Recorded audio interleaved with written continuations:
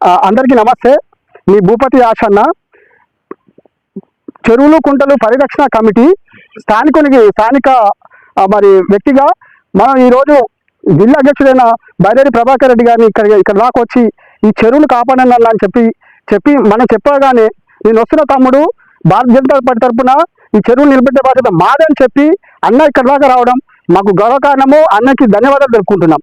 అలాగే ముఖ్యంగా చెప్తున్నా, ఇరిగేషన్ డిపార్ట్మెంట్కి ఇంత కూడా చలనం లేకుండా ఈ చెరువు ఎవరు కాపాడాలా, ఎవరు జీతాలు తీసుకుంటున్నారు? దయచేసి ఇరిగేషన్ డిపార్ట్మెంట్ సెంట్రల్ గవర్నమెంట్ వచ్చే డబ్బులు అవి మీ జీతాలు వచ్చేటి.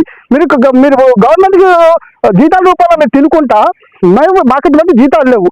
ఈ చెరువును కాపాడి ఏ ఊర్లో అయినా సరే ఒక చెరువు ఉండాలా. ఆ చెరువు కాపాడుకునే బాధ్యత ఈ ఇరిగేషన్ డిపార్ట్మెంట్కి ఉంటుంది.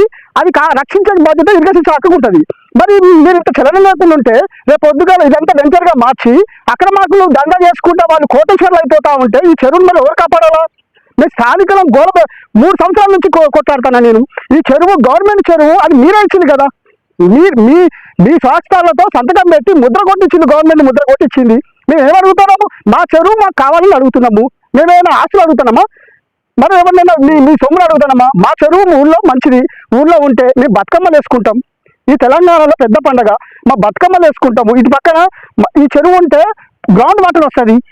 ఆ గ్రౌండ్ వాటర్ లేకుండా మరి ఇంత నిర్లక్ష్యం అనేది ఇరిగేషన్ శాఖ మంచిది కాదు. ఇంకోటి ఎంఆర్ఓ గారికి, సార్ మీరు ఈ ఎంక్వైరీకి వచ్చిళ్ళు, సర్వే చేసిళ్ళు, ఇది చెరువు అని చెప్పి మీరు తేల్చిళ్ళు, మరి దీన్ని కాపాడే బాధ్యత ఈ రెవెన్యూ శాఖకి లేదా? మీకు కూడా బాధ్యత ఉంది కదా. మేము ఏ జీతాలు లేకుండా పని చేస్తున్నాం సార్. మీరు జీతాలు తీసుకుంటారు, ప్రజల కోసం పని చేయండి. దయచేసి ప్రజల కోసం పని చేస్తే ప్రజలు మిమ్మల్ని మీకు మంచి వ్యక్తులుగా మీకు వస్తుంది పేరు.